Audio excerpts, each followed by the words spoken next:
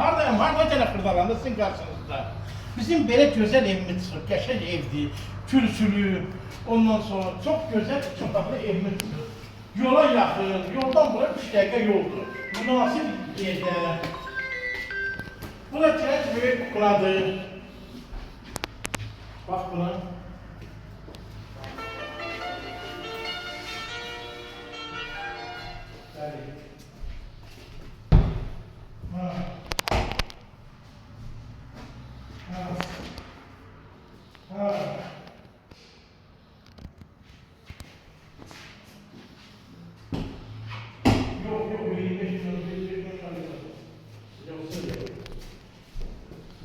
Gözü danışar. Gözəl belə bir ev, 2 otaqlı, qəşəng, onun yola yaxın marşrutlar, qiyməti 43 manata deyilir. Aşağıda balaca yeri var. Bura gedək.